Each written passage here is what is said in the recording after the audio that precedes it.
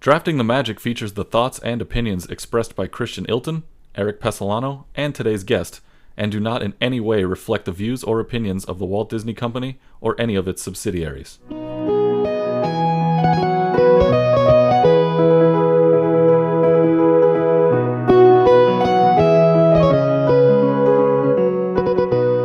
right, Christian, I got to keep the streak going. No. Yeah, we got to. We have a very interesting draft coming up here today because the difference in age between you and I could play a factor. Yeah, I think it's gonna because you've gone on. We were talking about it pre-show of like what's available, and you literally listed things where I'm like, I can't take that. Right.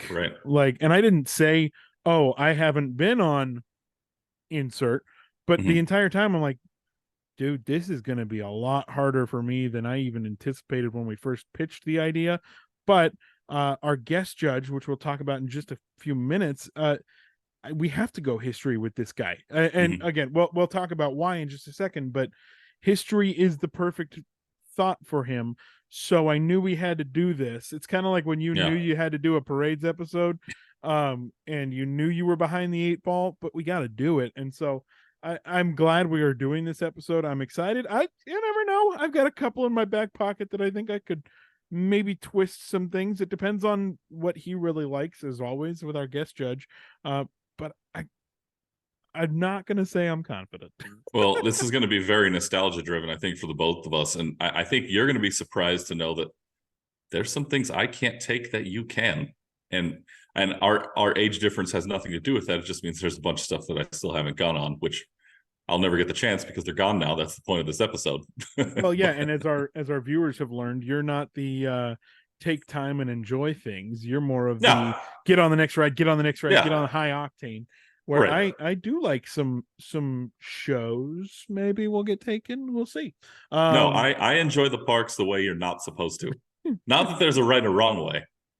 But I think in the grand scheme, as we go through each episode and we start drafting, I realize yeah, this is going to be a tough episode for me because I haven't done X, Y, and Z. And am I ashamed of it? No, because you're right. I love the high octane. Let me go on all the rides when I'm in Florida for 7 days, and I don't really care about eating at a table service. That's why I don't know if you've been privy to the conversation or not, but my wife and I are trying to get to be on Katie's first trip to Disney World with you so that you don't ruin Disney World for her. Yeah, I'm aware of that. And I just need to let you know that I know what I'm doing. Do you? Don't you worry. Do you? Oh yeah.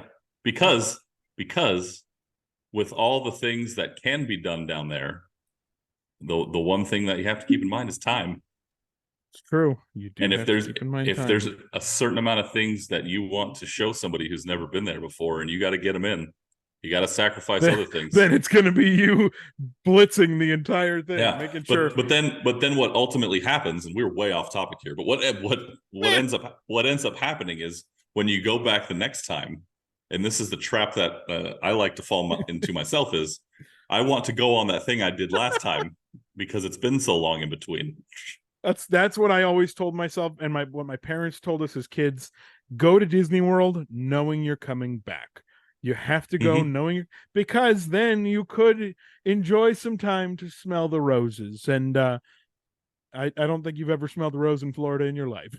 Oh, I definitely have, and that's why I picked Canada a few weeks ago, because the flowers over there, they're wonderful. Stupid. All right, let's get back to this thing, shall we? A good show as far as Disneyland extinct attractions. And before we get to our guest judge, you mentioned it. You've been on some things that I probably haven't. But when you think of Disney nostalgia, certainly there's attractions that come to mind.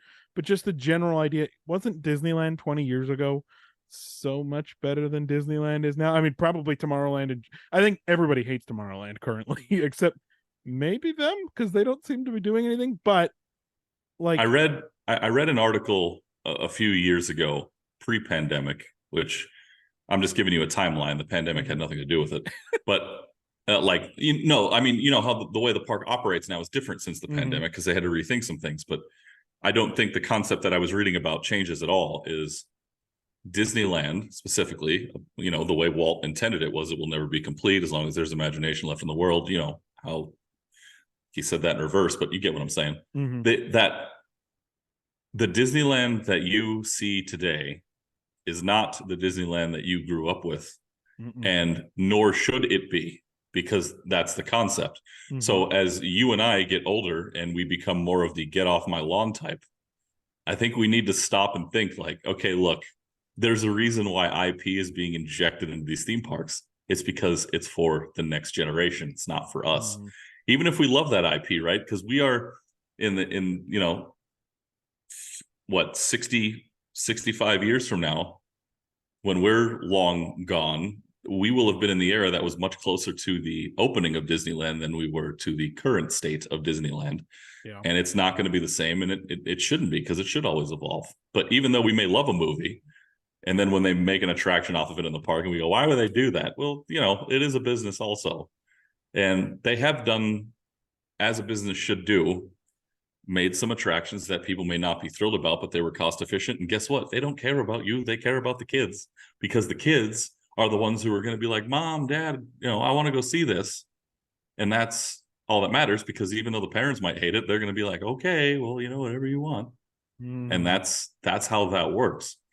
Now, the fun part about this episode is going to be we get to rewind the clock back to the things we loved when we were younger. And, we may even pick something that we may not have liked, but we're trying to get a win, right? Mm-hmm. So we got to be cognizant of that.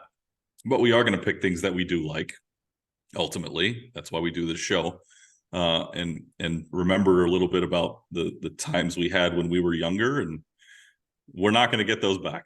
It's not going to happen. You have to go out and you have to create new memories with everything that is currently in existence. Tomorrowland is its own technological challenge. It's well documented that there's a lot of structural issues with a lot of the things over there.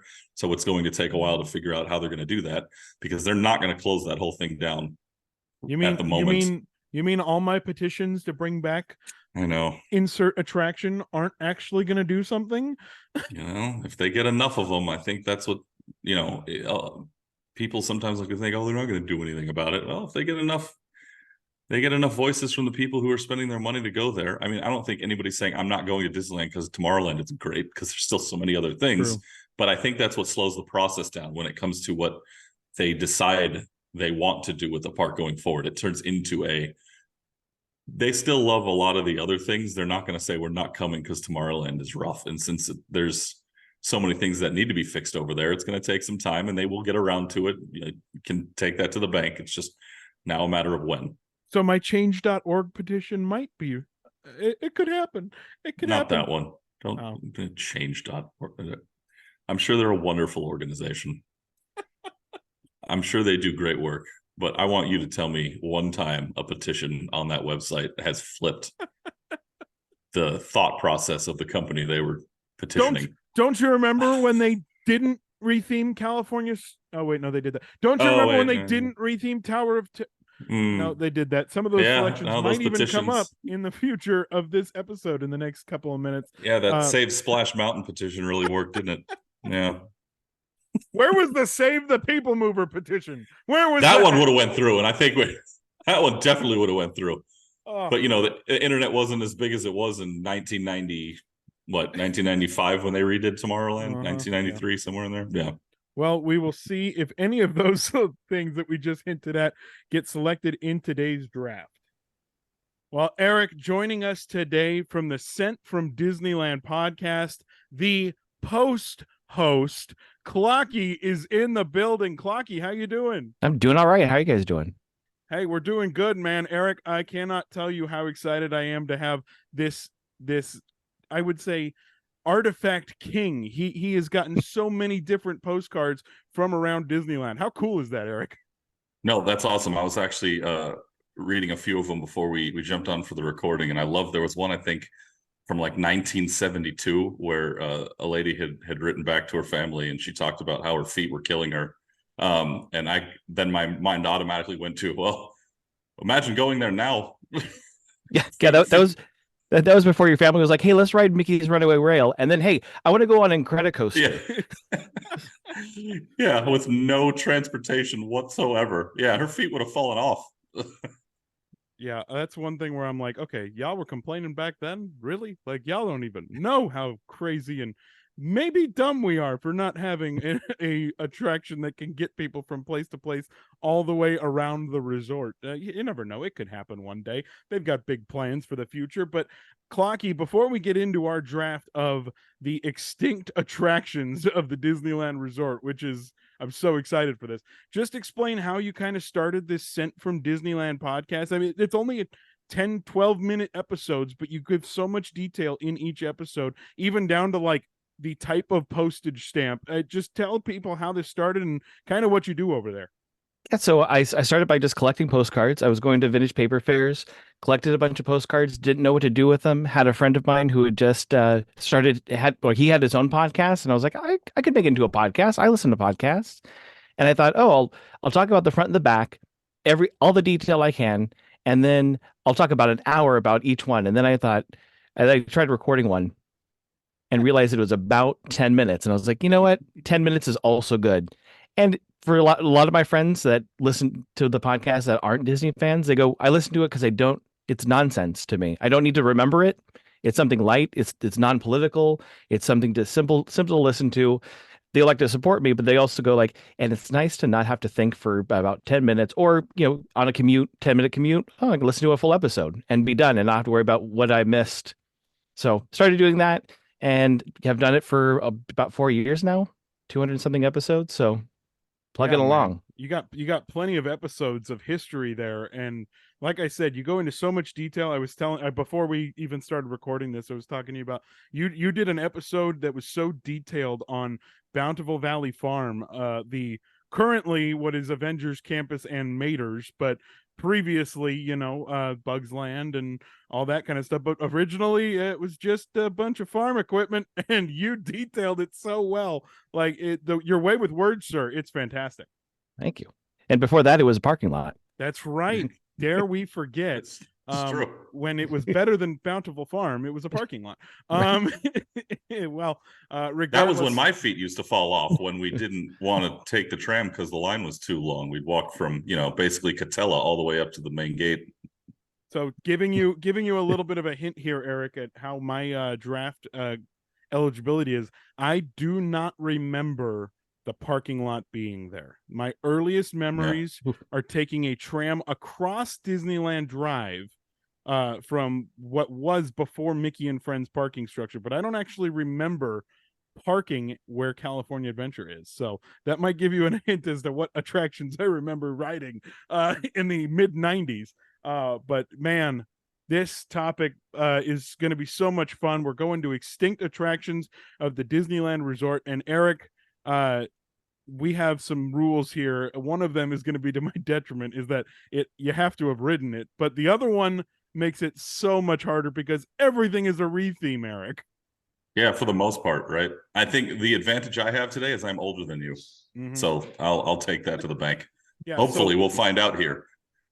That big rule is that 3 of our picks each have to be completely extinct. Now, the definition of completely extinct can even vary a little bit because there's some attractions that might have the same theme but not even close to the same operation and otherwise. But I guess we'll let Clocky decide that. But Clocky, what do you think of that rule? That makes it dicey, man. It makes it dicey. Having to have ridden it and it to be completely 3 completely changed gone attractions, and with the youth that we have on this podcast, if we can say it, being elder millennials, Yeah, it's gonna be tough. But Eric, this might be the first show we do where a judge disqualifies one of our picks. That's true. Because it may not it may not fit the bill. That's true. We'll see. How about we get to it? You gentlemen ready to start drafting this thing? Let's roll. All right. I get the first draft pick of drafting the magic extinct Disneyland Resort attractions, and I am going to the one on this list that I really wish was still here that is completely gone. I'm going to the OG, not the OG Park, the OG Paradise Pier, and I'm getting on Maliboomer, my favorite attraction that is no longer there at all. Yes, it was just a simple carnival type thing, but the views you got, the adrenaline rush you got, I'm looking at the list of things that I haven't been or that I was on and that aren't gone or that are completely gone now. I don't have many, so I've got to take this one at number 1. Erik, Maliboomer. Yeah, I had it on my list of eligible selections. I don't know that I had it in top 5. I'd ridden it twice, and no more than that. I'm not really a heights guy, which is weird because I have no problem with Incredicoaster. They were somewhere around the same heightish. But no, not bad. I mean, I thought you could have hung on to it a little bit longer. Well, out of the gate's a little surprised. These are the things I didn't know. Clocky, what do you think of Maliboomer? I I had it on the list of attractions that I've ridden, but it wasn't in my top 10. Oh, well. It's a good one. Here we go. But it is, I will give you this. It is something that is completely gone. Mm-hmm. So there's not many. It qualifies for that. Really not many on this list that we all qualify for having ridden. So I'm taking that one off the board first. Erik, first round for you. I'm very interested to see where you go. This one, I want to hold on to it until later. But the problem is I don't know where, Christian, your cutoff is for things you've experienced or not. And this one is very borderline. And I think it's the one attraction that everybody in this Southern California area and sometimes around the world has just been calling for to come back because the track is still there and because it's a national treasure and it should be back. I'm taking the People Mover at number 1 because I don't know where Christian's cutoff is. And I can't wait. I got to do it now. At first, I thought you were talking about rocket rods. Same exact thing, except I don't think anyone's calling for it to come back. Yeah. But the track is still there. I can say that I never rode the People Mover here at the Disneyland Resort. That is why I couldn't take it. If I had, it would have been first. Clocky, what do you think of the People Mover at Disneyland? The glory days of Tomorrowland. I always say, if you could have a time machine and go back and do one thing, everyone's like, oh, go back and, get rid of a dictator or go back and make this one mistake of my own, fix it. I would go back and stop the People Mover from ever going away. Yeah. Hands down. My favorite Tomorrowland is Tomorrowland on the Go. So that moving around, and now that it's not moving and it's just up there, it's just stale. Feels stale over there. And I just know, even if, I'll put it this way, I would even take it back as just a moving attraction that no one could ride. I'd rather see that motion in that park. Yeah, I think that it's, first off, the nods they have to it are just like a giant middle finger to fans' faces. Like if you go to the Buzz Lightyear attraction and then they have that store at the exit, the counter of the store is an old People Mover shell. Like it's just, they don't care about our feelings. No, I'm kidding. But it hurts to see it. It hurts to walk through Tomorrowland and see just the remnants of what was. And Erik, it's one of the most iconic attractions Disney's ever done. I love going on it in Florida. It's one of my favorite things to do in Florida. It's my first stop. Yeah, it's my first stop at Magic Kingdom. Every time I go, there's no argument from the family. We are going into Tomorrowland and going on the People Mover first. And as a former Tomorrowland cast member myself, I used to, assist. Well, back in the day, it wasn't C-3PO, but I used to assist over at Star Tours, and having to stand out in front and look up at that track for 8 hours a day and realize that it's just sitting there was always a gut punch. I don't fault them for why they removed it. I kind of don't fault them for what's happening right now. There's a lot of structural issues that are causing it to just kind of sit there. But maybe one day they'll probably going to have to shut down the whole land just to get that thing redone. So, and I'm okay with that. Give me a few months or a year or whatever. Yeah, Clocky, let's be honest, right? Like, yes, we know that there's reasons why they haven't done anything with it, but to the general fan like us, come on, man. Just do it. I would shut down Tomorrowland like tomorrow. Throw the money at it. Keep Star Tours open for a bit while you're, and Buzz Lightyear, whatever you're doing in the backside of Tomorrowland, and then work your way to the front and close it down for a while. You just have to make sure your other e-ticket attractions aren't going to be down. Well, yeah, Right. that's the thing, That's especially the big because thing. they just redid the lighting package on Space Mountain. It's like, okay, are you going to do something cool with Tomorrowland, or is projection mapping the best we get? And boy, like I know I've been backstage at Disneyland. Eric's been backstage at Disney. I don't know if there's a way of creating a tunnel to get to Space Mountain, but everything else in Tomorrowland, shut it down for 3 years. I don't need it. I don't need Buzz Lightyear for 3 years. I'd live. Like, I don't know. There's just there's just so much that they could do. Well, that's an emotional first round. I'm interested to see where you go here at number 2, to be honest. Yeah, you know, at number 2, I was looking at it. I'm not going to go an extinct attraction. I'm going to go on an attraction that I think is, oh man, like you, Eric. Eric said before we started recording, that he doesn't have anything in an order. He's just got a list, and we really don't know where we're going to go. With this one, I am going to go to a boy.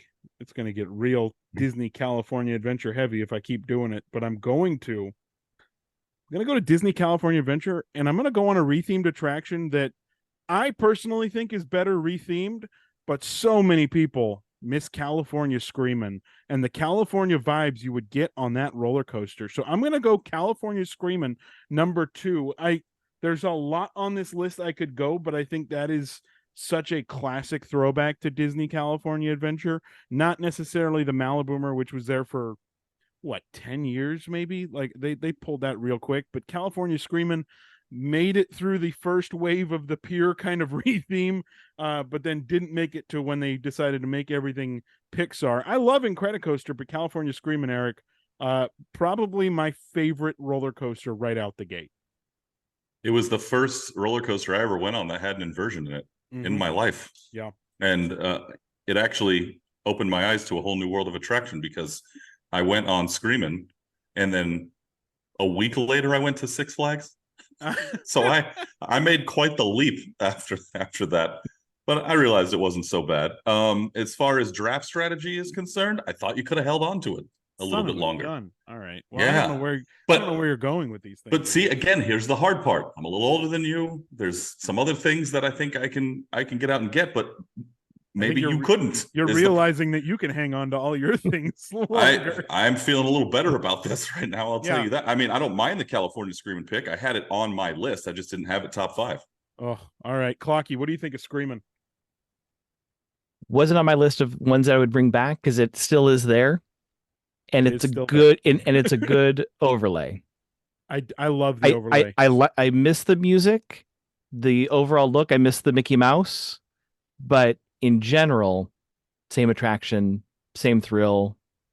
The additions of the smell of the cookie, and the heat and everything is great. So it's hard for me to miss something that really hasn't gone.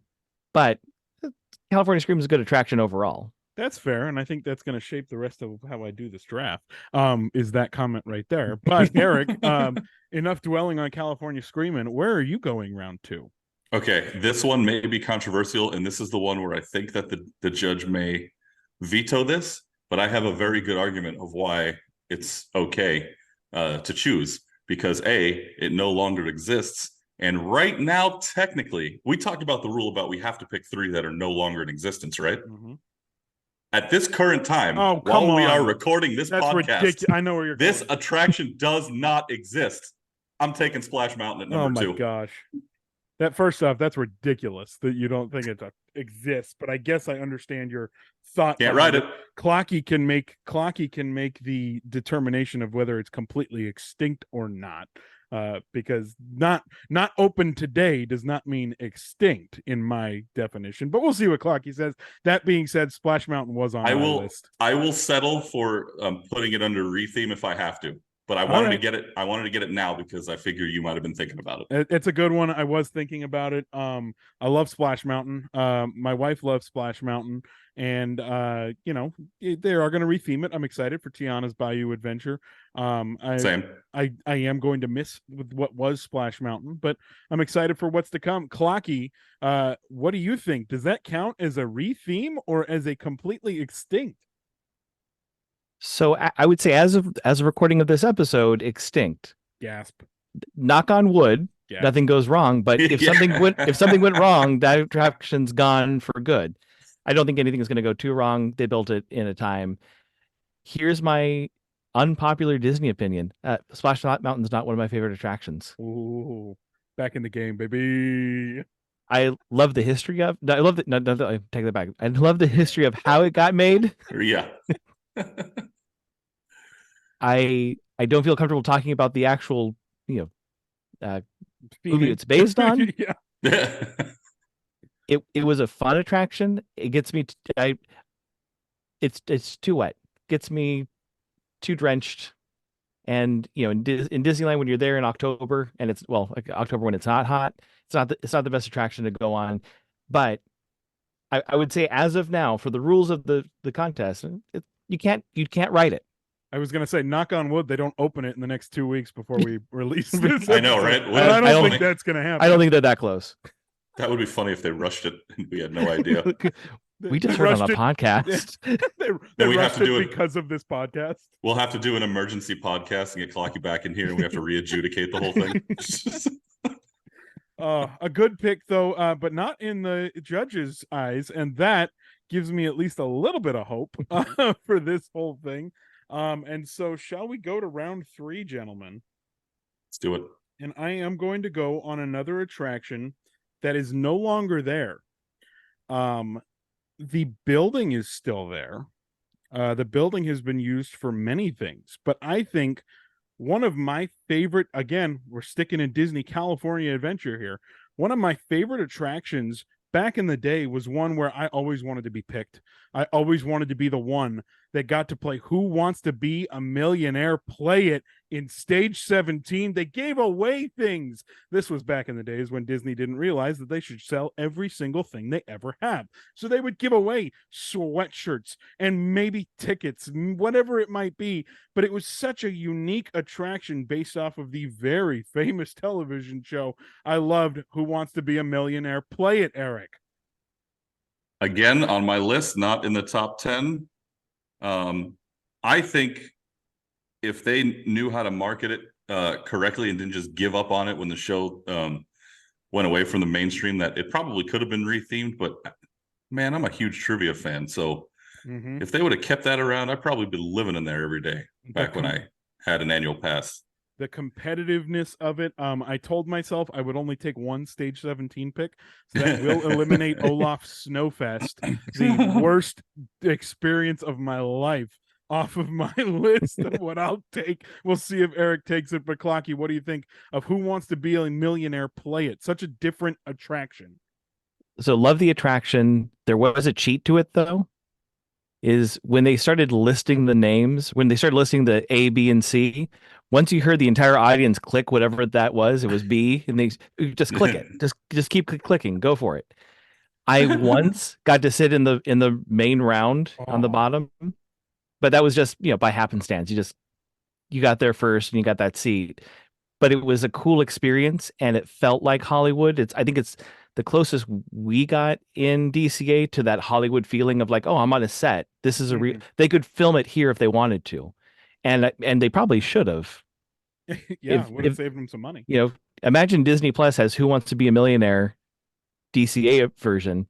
It's right there. People just film. And I would argue that they would be able to fill that stadium. They would be able to fill that studio space with stuff. I mean, you look at other shows, like, I mean, they did Rogers the Musical, and yes, it was the same show every single time, but it was full. I mean, they filled that thing. So give me some air conditioning, give me a chance to win a sweatshirt or a t-shirt or maybe even a bag of pins. Come on, give me Who Wants to Be a Millionaire. Play it. I loved that show. I loved that experience. And when they took it, I think it lasted a little bit longer in Hollywood studios than it did here, or it might have been pulled at the exact same time, but I loved that show. I thought it was so cool. Erik, you're nodding your head. Do you have knowledge of when they were pulled? It was close. I think the one in Florida did last just a little bit longer. I think, and my information may be incorrect here, but I think my aunt actually got called down into the hot seat one time. Way back in the day. Didn't win a whole lot. Just hey, thanks for coming. Yeah. Thanks for coming. Here's a handshake with a fake Regis Philbin. Yeah. All right. Well, that's my round 3, Eric. Where are you going in round 3? I'm going to a retheme. Are you staying on Disneyland side, or are you coming over to California Adventure, baby? Well, let's find out here, shall Ooh. we? Since you've taken everything in DCA, mm-hmm. I'll try to catch up a little behind the 8 ball in that park. I'm going with a rethemed attraction. It is the lesser version of all the versions of this attraction that were built around the world. But here in Southern California, we loved it because we really didn't know any better if people hadn't been to Florida or elsewhere. And when it first opened, you could ride it and then you would get off and they were handing out stickers like, I survived. And I rode it so many times, I had an entire t-shirt covered front and back with all the stickers. I wasn't one of those people who was like, can I get like 15 of these when I got off? No, I got one single one every time I went on it. I had to get rid of that shirt eventually though, because I couldn't wash it, obviously. But I'm going to take Tower of Terror at DCA. I love Guardians and takes nothing away from that. But it helps that Tower of Terror is gone because now I can pick it today. So give me Tower of Terror number 3. That's a good pick. I thought about Tower. I can personally say that it doesn't even hold a candle to Guardians. And I think you agree that Guardians is better too. But I think in my mind, it was kind of in Clocky's idea of Screaming, where I'm like, it's so much better now. I don't wish it was back, like, at all. And it was, but let's be honest, and Clocky, you can kind of give some insight to this as well. That attraction held that theme park together for a good bit. I mean, that was the reason people were going to California Adventure. Yeah, I mean, Tower Terror was on my top 10 list easily. I like the Florida version. It's different. I loved our version here. I like what has replaced it because I do enjoy the retheme. I would also want both if I could. Yeah, I would definitely agree with that. You know, if they wanted to build Tower of Terror on the other side of the park, go for it by all means. But maybe 4 or 5 elevators, so capacity could be higher. Yeah, can we get some? Yeah, we need some efficiency around here. Hey! As someone who worked that attraction, calm yourselves, okay? We're doing the best we could. Didn't you? You worked at Tower for a week. Yeah, like Tower, not Guardians Tower. Yep. For a week, my first day out of training was like the last day. When that building decided it didn't want to keep the system anymore. A good pick, Eric. And Tower of Terror, like you said, it's different around the world. And ours was exactly the same as Paris's. To my knowledge, it's like down to a T, but everything else different. But now ours is Guardians of the Galaxy themed, and I love Guardians of the Galaxy, so I'll take Guardians of every day. But I'd guess I'd put myself in that box of, bring back both. Why not? Well, it's also very rare that they get rid of something and make something new, and people are like, "Oh, I wish the old one was back." There's a reason they got rid of it. That's true. That's very true. And going into the 4th round, I am going to go over to Disneyland side. About time. Yeah, about time. Yeah, 4th round. I took 3 DCA attractions right off the bat. But 4th round, I am going to go to an attraction that has been rethemed, not completely extinct. But I think I would argue, and I think the general Disneyland public would argue, that they missed the original version of Star Tours so much. And gosh, throw away the 3D glasses.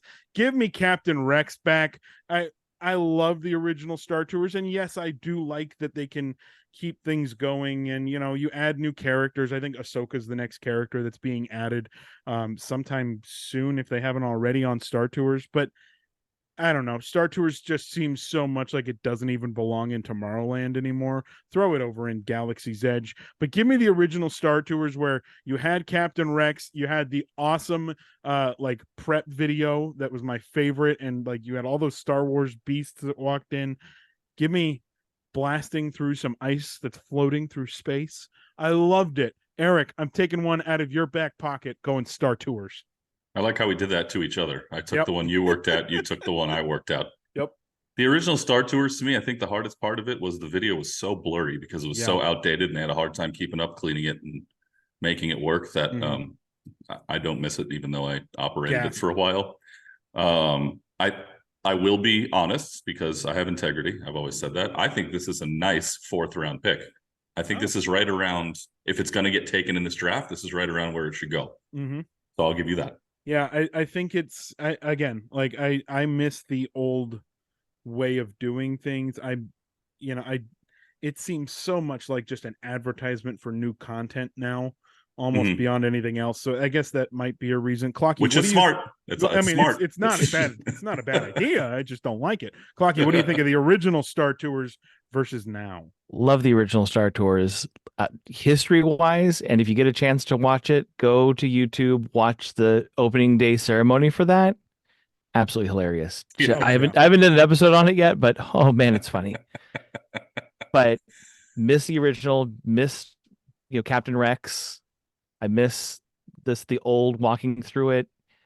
Miss going past Endor. Miss doing the trench run. Of things that I wish they would bring back is bring back the trench run. I don't want to be stuck in traffic. I don't want to go underwater. I want the trench run. Well, and how cool would it be if, like, there's 1,000 different ways and you never know which one you're going to go. How cool would one of them be of going back to the trench run? Like, why not just make that part of the film? Like, yeah, it's time. I was thinking about this one when I had it, because I do have it on my list. It was later, but it was because it's still, again, the attraction's still fun. I will still write it. I think what the changes that they've made to it make it more rewritable. Yeah.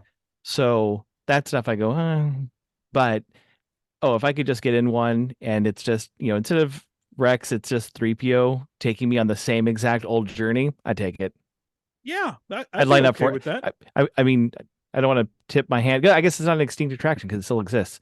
Yeah. It's like, Food and Wine Festival when we get Soarin' Over California back. I'm like, yeah, I'm going on Soarin' Over California. Like, that's a must do. Yeah. Oh, it's so much better than Around the World because you don't have to worry about a neck problem if you're sitting on the end and you see the Eiffel Tower. Just that by the way was the other attraction I thought might get challenged if it were selected today, and I had no intention of selecting it to stay away from that. Is it rethemed? Is it got? But they're both still in existence. Yep. It's such a weird. Well, and again, knowing the behind the scenes of it all, the toughest part of that whole thing is switching out the sense because that is an actual physical thing that they have to go and reroute and everything. But the movie itself, man, just like, and it seems like they're content. Like, it seems like they don't think there's a problem, and everybody who goes on it just can't stand. I don't know. And also the CGI Taj Mahal, like, what an insult to everything that is a Disney attraction. I don't know. That's just, I worked that attraction. I was on opening team for Around the World. The Taj Mahal scene's rough, man. Yeah. It's not even the attraction we're talking about, but it makes me sad. It's that bad that it gets brought up. But no, but yeah, I think that it's Star Tours is just magnifique to me. But Erik, you now have to go to round 4. And I think I know what 2 picks I want to end today. The question is whether or not I'm going to get them. So I'm going to grab one off the board right now. That may come as a surprise to some people, but I absolutely loved this attraction. And it's similar to Guardians in the fact that I love jamming out to a nice soundtrack. So, I always remember, like, I can't wait for this particular part of this attraction to come up so I can rock out a little bit. Even though when I was really little, it terrified me. I'm going to take Captain EO at number 4 because I missed that thing. And if this were 10, 11-year-old me, I'd tell you to get it on out of here. But as I got a little bit older and went in there, I realized I miss it more and more every day. Forget the background and the history of people involved in that thing. Just take the attraction for what it is. Give me Captain EO at number 4. I'm gonna change things up. I'm gonna let Clocky give his thoughts on that before I give a personal story of sorts. So same. I would have to take my 3D glasses off when the Queen lady would come out. That was as a kid too scary for me. Again, not to tip the hand of another extinct attraction if we go back to DCA, but it's the same way I felt about Tough to Be a Bug. This is meant to just scare kids. Like, your kid's out of control, take them into there, and then they'll just be crying. You'll go home. But Captain EO always scared me, but as an attraction, and when they redid the attraction in 2010 and added some additional features because they had the technology and they had the stuff from Honey, I Shrunk the Audience, Mhm. it was an improved attraction. And now that that area is dead and not being used, I'd take it back in a heartbeat. Oh, okay. Here's my thoughts. I can't stand Captain EO. I knew you were but going to say I that. wasn't, I knew you were going to say that. but I didn't get it until like what, 2010? I wasn't Yeah. old enough to at least remember it if I saw it in the 90s. So I only remember it like being a teenager and like, I mean, also he was already, Michael Jackson had already passed away. So Mhm. it's just, it was, and it felt old to me. I don't know. I think that the reason I don't love it is because I didn't enjoy it when it was amazing. I saw it when it was in the past. Right. And thank goodness you're not judging this. Woo! Yep. Yeah, no, Clocky likes it, so you're fine. But and gosh, what a waste of space the Magic Eye Theater is right now. Oh, Like, what are we doing, preach. man? Preach, brother. Preach. And I'm sorry if you're not going to make it an indoor queue for space so that we don't have to fry up on the roof. Like, do something over there. Like, that's one of my big, again, Tomorrowland frustrations, baby. That could be a whole different podcast, just frustrations of Tomorrowland. But Clocky, what a waste of space. Like, they could do something in there. I'll take the Guardians of the Galaxy preview stuff. I'll take the Marvel preview every time you would do. I'll take that because sometimes I can't remember which movie it was. There was some movie that had a preview in one of the theaters, and after watching, I go, oh no, now I really want to watch this. Yeah, as opposed to before when I was like, oh yeah, I kind of want to watch this, and I go see the preview and I go, oh no, this is a movie that I need to go see opening weekend. Yeah, and you lose that by not having even a preview center in there. It almost feels to me like like the Marvels preview should have been in there. Oh yeah, but they don't want to do that because Avengers Campus exists. So it's like, but just do it. Nobody cares. Just do it. Yeah, no one cares. No one cares. Well, if they really cared about that, Buzz Lightyear and Nemo would have already migrated to Pixar Pier. Like that, right. And Monsters Inc. might I add, which is not in Pixar Pier, but again, the layout of Disney California Adventure has got to be the biggest atrocity in the history of Disney theme parks, besides at least locally. Like, I'm sorry, they just I don't know if you'll go Superstar Limo in your last pick because I'm not going to take it. But like, even when they did that, I get why they had to retheme. Whatever. There's just so much wrong with California Adventure, which is why I'm going to go and take another California Adventure pick in round 5. And this will be an interesting. I count this as extinct. It had better be because you have to take something. You guys that's might extinct. not, and so that's my worry. And so Clocky can disqualify me right out the gate. But the bones are still there, sure. But the animatronics of Muppet Vision 3D are not. And I think that has been completely extinctified, mainly because I had to witness them taking the animatronics out of the building, which is a sight I don't wish on anyone. So I'm going to go to Muppet Vision 3D, back before they called it the Sunset Theater or the Crown Jewel Theater when they had the Frozen sing-along there. I'm going Muppet Vision 3D as an attraction that I think should still be there. Love the Muppets. I think if they had given it the time of day, they could have done more retheming. I think they even just announced they're going to do some new updates to it in Florida. I think the Muppets deserve a spot at the Disneyland Resort. I miss Muppet Vision 3D dearly. So I'm going Muppet Vision 3D in round 5, Eric. Yeah, I'm going to hold off on my thoughts about whether or not it should be considered rethemed or gone because I don't want to sway our judge today. So I'm going to let Clocky go ahead and chime in on this. That's fair.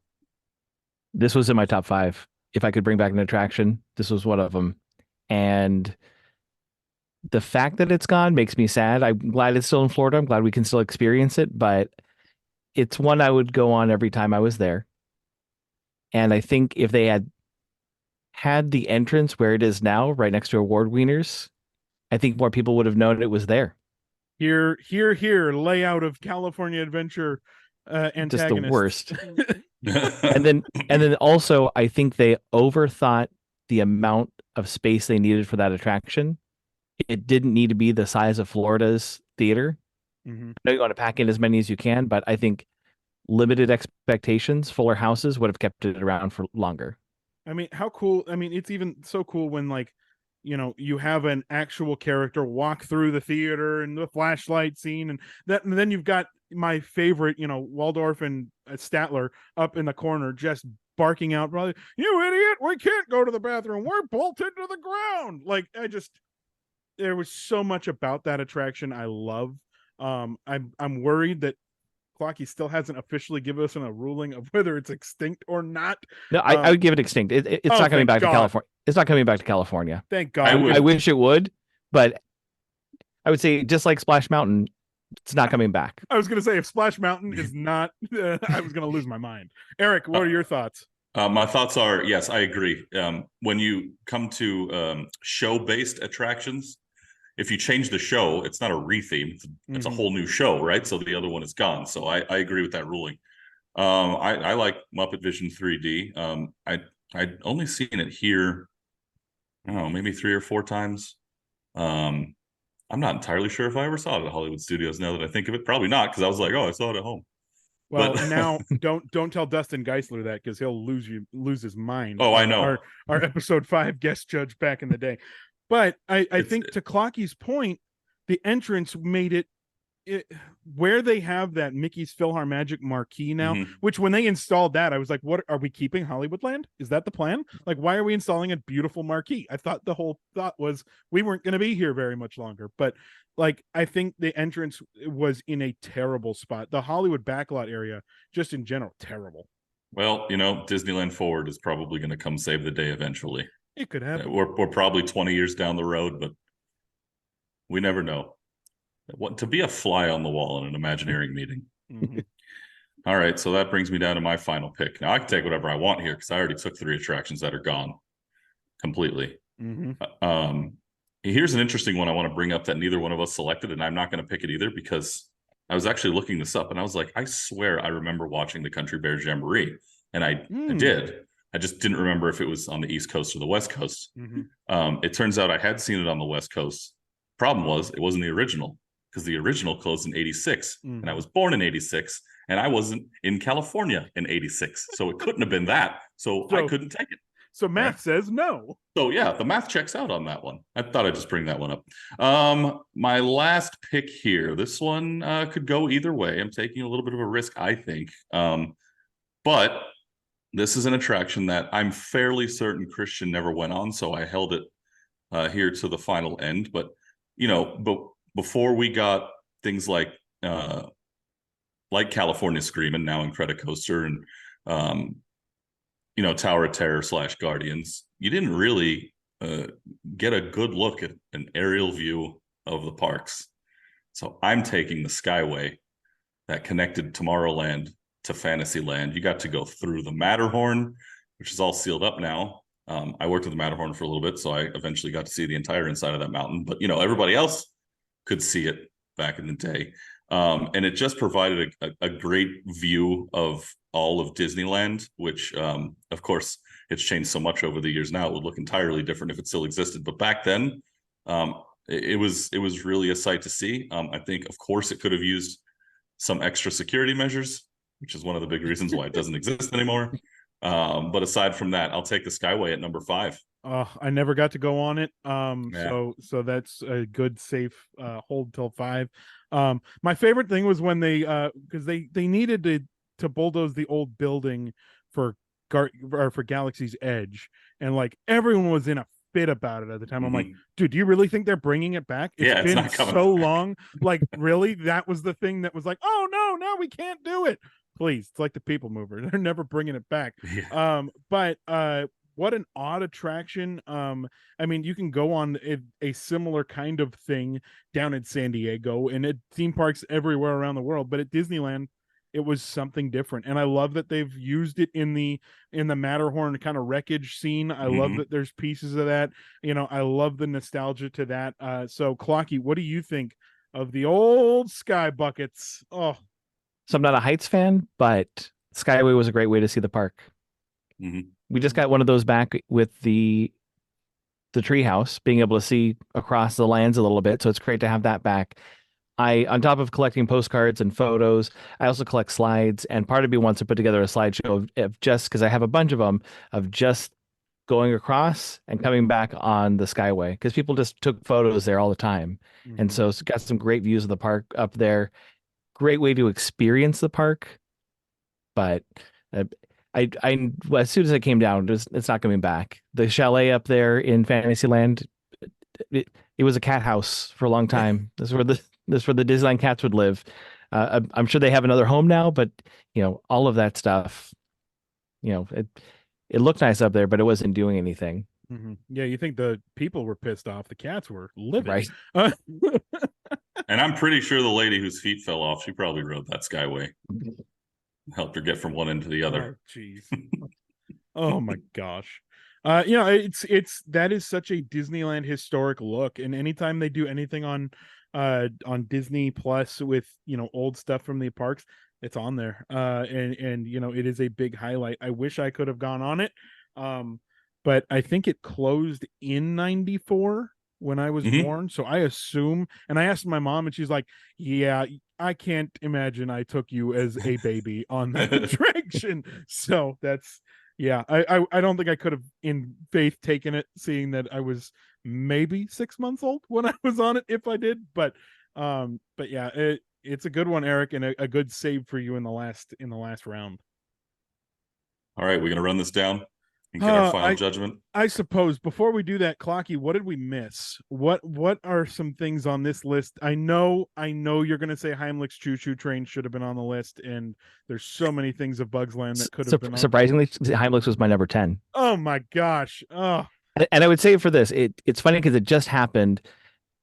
One of the companies that does candle smells and all that kind of stuff just sponsored Dumbo over on the East Coast. And I go, what an amazing sponsorship opportunity that you could have had with either Soarin' Over California or Heimlich's Choo Choo Train. I did have that on the list. It was a fun attraction. It ate people. Kids loved it. But that was on my list. What else on your top 10 did we miss? Well, so here's the problem. Now I realize age-wise, there's stuff on my list that you couldn't have picked. So America Sings. Loved America Sings. I have Adventures in Inner Space. I'm 99% sure that I went on it before 85. That's one where I feel, why don't we have that attraction at Adventures Campus as Ant-Man's Adventures in Inner Space? The Marvel fans would go nuts. The vintage fans would go nuts. All that stuff. We got giant pretzels instead. Yeah. Country Bear Jamboree was on my list. The Mike Fink keelboats. Again, this is one where age-wise they shut down in 97. So if you don't remember and your mom didn't remember, Mike Fink keelboats, again, just like with Tomorrowland of the World on the Go, having the river with two large boats going around, the rafts going back and forth, the canoes going around, and the keelboats, it was just busy. It looked exciting. Yeah. Now it's not. Well, I mean, now it sucks. And then one that I would have really given you, this would have tipped the scales easily, is the Disneyland Gallery when it was upstairs in New Orleans Square. Ooh. That is what was one of my favorite places to go hang out for hours at a time when I didn't want to, be running around the hustle and bustle. When they changed it to the Dream Suite and took away park access to it, I was like, this is awful. And I went on the Walk and Waltz Footsteps tour by myself just to get there was an annual pass holder, lithograph thing. I was like, okay, I'll pay the money. I'll go do it. It's too scripted. I don't like it. And then we go we go up to the Dream Suite and the cast member's like, oh, don't you love it? Don't you? Isn't it great? I go, I liked it when we could experience it. And now that it used to be better. Yeah, it used to be. Yeah, I loved it when it used to be able to come up here, go into the room where you couldn't hear anything and look at amazing concept art. And they had that with the Blue Sky Cellar for a while. They took that away, and now it's sometimes in the Opera House. And I go, no, I need it all the time. I need every anniversary to be celebrated up there. That's one where I go, oof, that one hurts. That one hurts a lot. I feel like the Opera House has just gotten such a oh, well, you'll just be the showcase, and it's such a weird spot to do it where it's also an attraction queuing up for great moments. Like it's just such a weird fit. But yes, that would have been. I thought about that, but I was like, does that count as an attraction in this case? I would count No. it because I miss it. Mhm. And it attracted me to go upstairs. Well, if that's the case, then the Fluffernutter churro is also on this list. I miss it. I went through several lists of defunct attractions at Disneyland, and the old Disneyland Bank was listed as one of them. So yes, that definitely would have counted as a defunct attraction. I missed the bank. I miss what Disneyland was when we were kids. Okay, well, yeah, Eric, how about you run down the lists? We are at the end of this draft. I feel like I was way behind the 8 ball on it the whole time because of life experience, but that's what I get for trying to book somebody who's all, historic Disneyland stuff. It was going to happen eventually, and Clocky's been a great guest judge. But Eric, why don't you run down the list and say or tell us all what we picked? All right. So with Christian's first pick, he went with Maliboomer. Then he went California Screamin'. Who Wants to Be a Millionaire? Play It, Star Tours, and Muppet Vision 3D. And for myself, I went People Mover at number 1, followed by Splash Mountain, Tower of Terror, Captain EO, and the Skyway. Now that I'm looking at this, Christian went 4 in DCA, and I went 4 in Tomorrowland. Yeah. How do you like that? That's the way it worked out. But we turned things over to Clocky, and we have to ask you, my friend, who won this episode of Drafting the Magic? It was a hard call because no one picked Superstar Limo. I've got to go with Erik. Yep. Just edged out. People Mover and Tower of Terror. That's what brought you over. I was gonna my say, first 2 picks right at the top. I feel like it wasn't just edged out. I felt behind the 8 ball the whole time. But I honestly, from someone who hasn't been on a bunch of those things, I would take your list 1,000 times because I want to go on them.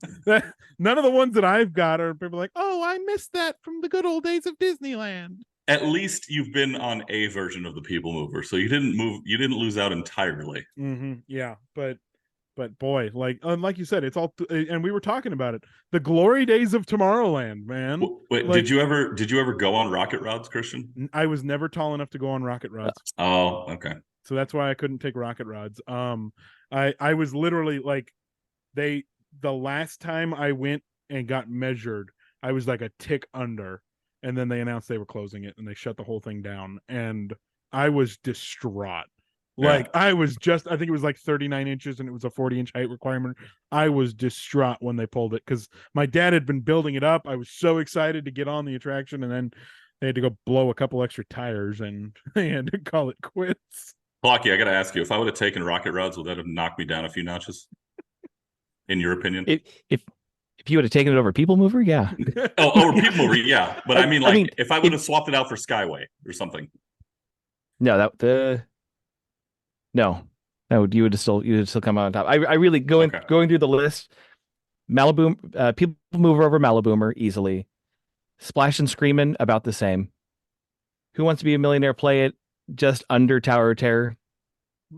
Star Tours and Captain EO kind of equal to me because again, you can still experience Star Tours in some fashion, and then Muppet Vision 3D and Skyway equal as well. So that would have, I would take Muppet Vision over. In 5th round, I'd have picked Muppet Vision over Rocket Rods because Rocket Rods ruined my favorite attraction. Yeah. Oh, sorry, my favorite attraction, Superstar Limo. Rocket Rods. I miss seeing Drew Carey and Tim Allen and Whoopi Goldberg and everyone on that attraction, and Antonio Banderas. Here's the funny part: I never went on it. I never saw it in person. Oh, and I was an annual pass holder, and I still didn't go on it. I did go on that attraction before it officially opened, actually, because I got to go. I was there for Media Day because I won a contest on Radio Disney back in the day. So I was there 2 days before the park opened and got to go on Superstar Limo. But I will say, I remember my dad, we were walking around the park and my dad said, "This isn't good enough. There's not enough Disney. This isn't good enough." And that was on Media Day. He didn't say that to KABC or anybody, but like that was his thoughts about it. I remember that distinctly from walking around. Some of the others on this list, I was never gonna take it. Remember Golden Dreams? Remember that terrible show? Golden air conditioning. It's golden, The golden air conditioning. Superstar limo, of course, all of Bugs Land. I thought about taking Luigi's Flying Tires because it was such a nod to old Tomorrowland. Stunning. We get it. Tomorrowland was better. But the execution was terrible. It didn't work back in the day, and it just didn't work again, even with flying beach balls and people unbuckling their seatbelts to go grab a beach ball. Yes, Awful. beach ball assault. Miss it. Oh my gosh. Well, Clocky, this has been fantastic. You've been a fantastic guest judge, as it were. Tell the people where they can find you and how they can learn more about some cool Disney history through you. Yeah, so I'm on everything as at Sent from Disneyland. So Instagram, TikTok, if you head over that way. Twitter, I'm Sent from Disney because it's too long. Or sorry, X, I'm Sent from Disney because it's too long to have Sent from Disneyland. My website's sentfromdisneyland.com. You can go check it out there. All major platforms. So, Spotify, Apple Podcasts, everything. You can find me everywhere. It's really a great listen, especially if you just want to feel that Disney nostalgia. And then, Clocky, what you do is you post these postcards that you're talking about on the podcast online so that people can see them. And boy, the details of the rivers of America, and you can see Mark Twain and all of this stuff. Like you just do a great job of really putting us back in the days and some of Disney's glory days. Also, one thing I've learned on this podcast is that Disneyland was open till midnight a lot sooner than I thought it was. I thought Disneyland to midnight was like an 80s, 90s revelation. Open till 1 a.m. in the 70s. Crazy to me. Freak out peak times. It would be open from 8 a.m. to 1 a.m. And I go, man, I could use that extra hour without strollers.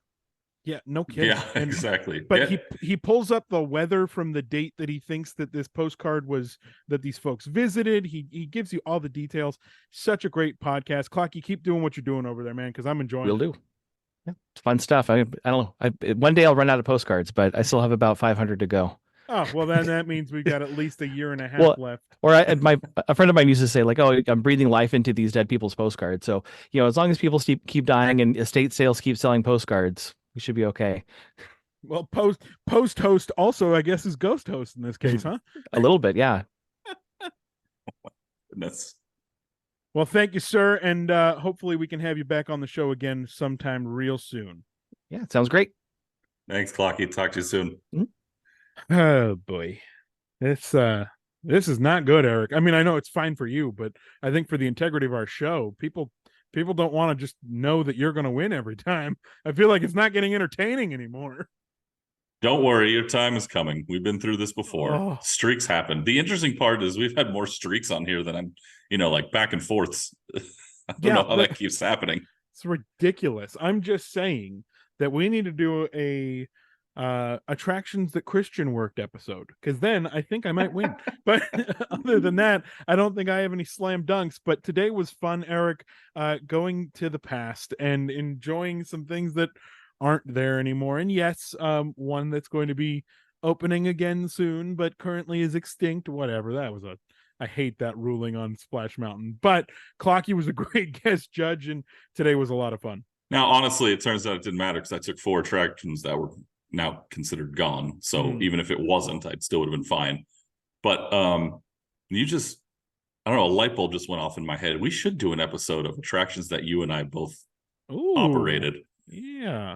And then we just kind of steal them from each other. I think that'd be great. I feel like we can't call it that, though. We'll have to call it something else. But I don't hate that idea, so let's think about it. But on the nostalgia train, you got some of the biggest Disneyland nostalgia attractions. Not Splash Mountain. There's not. I mean, yes, people love it, but it was half a year ago that it was open. It feels like it. You got the Skyway. You got People Mover. Those are 2 major Disney history attractions. Yeah, I think 5 years from now, if we were to do this show, would Splash Mountain be on the list? Maybe not. I think recency bias helped me there a little bit. It didn't help you with him though, because he didn't like it. So no, but out of my top couple of picks there, between People Mover and Tower of Terror, everything else as he explained, was kind of a Mhm. draw the rest of the way. So I could have hurt myself when in reality that pick just didn't hurt me. Yeah, Didn't help me, but it didn't hurt me. it was a draw. Yeah. Yeah.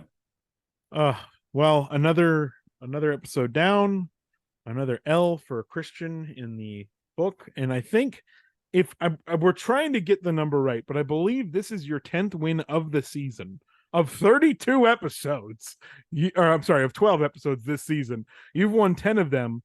So the worst you could have is a tie at the end of this. But I know that will kill you if you lose 8 in a row. Well, that's true, which means to win this season, all I got to do is win one. Mm-hmm. So I will. I'm not going to throw anything else, but I'm not going to worry about it. I just gotta get one more. You're on cruise control, baby. Got to find that right topic. This one was tough today. There was, again, a lot of eligible things, and when you have judges that are all about the history of Disneyland, you never know what's in their mind and what's in their thought process. Like him throwing out the Disney Gallery there, I would have never picked it because I love the Disney Gallery. I used to go up there all the time, like I mentioned earlier, and I'd hang out there for a couple hours at a time. Yeah, but I would have never put it on there just because I wouldn't think that it'd be something that was quote unquote better than the other 5. Yeah. Oh my goodness. Disney Gallery. Remember going up there? Oh my god. Oh yeah. Yeah. Oh, I would sit in there for at least 2 hours. I got to go up there before Captain Jack Sparrow did. Yeah. That's true. We all did. Gosh. But yeah, I mean, I love that he liked Muppet Vision. I will say, I was like, oh good, I got one on his top 5. That one, man, like I'm not a huge Muppet Vision fan. It's fine. Like I liked it, but it's not like we got to go see this. It was never one of those for me. Yeah. Which is funny because I love PhilharMagic, and I always am like we should go over there in Florida, not so much here. Not here. Yeah. It's such a they jammed it into an existing building, and literally jammed it. The aspect ratio, they jammed buddy. that sucker. Yeah, that one was shocking to me. I was like, wait a minute, what's going on here? Yeah. Oh wow, it's just a really big curtain. Oh boy. But Clocky was great, and boy, that the history that guy's got, and people at home can't see what we saw, but his little office that he took us into for a few minutes, boy, the nostalgia of what's on his walls is pretty cool. Yeah, all those pictures, vintage posters, right? He said signatures by certain autograph memorabilia. Yeah, I mean, that was enough to make you jealous in a 30-second span. Yep. He was like, "Oh, we don't have much time," and I was like, "Good. I don't want to be more jealous than I already am." Oh my gosh! But a good episode, despite me taking another loss. But if you can, folks, make sure you go and follow us on the socials. Drafting the Magic on Instagram and Facebook. On X, it's Drafting Magic. We've had a pretty cool thing going on the socials recently of a this or that, and boy, we choose some really tough picks sometimes, Eric. Some of them are a little bit easier than others. I think the easiest one that I can remember to date was everybody was like, of course Disneyland's Fantasmic is better than Walt Disney World's. Personally, I disagree, and I might have been the only person who voted for Walt Disney World's, but some others like, oh, you have to choose between Kilimanjaro Safari and Spaceship Earth. Like, how do you compare that? Yeah. Certainly in my mind and your mind, Spaceship Earth, but Kilimanjaro Safari is an amazing attraction. So how do you choose? Oh yeah, dump the animals to give me the icon of the park, but an okay attraction, I would say currently, My favorite ones are when people comment back to us and say, and like yell at us or say, oh my God, this is so great, blah, blah, blah. And then they probably don't even vote. They just want to voice their opinion. Yep. Well, we are here for the opinions, but go find us, follow us, rate and review on the podcast if you can, and go give Sent from Disneyland a follow and listen to his stuff. Clocky's got some pretty cool stuff over there, but keep supporting the channels and everything because we're having a blast, Eric. Yes, sir. Let's ride. I'm ready for another one. I'm going for a win.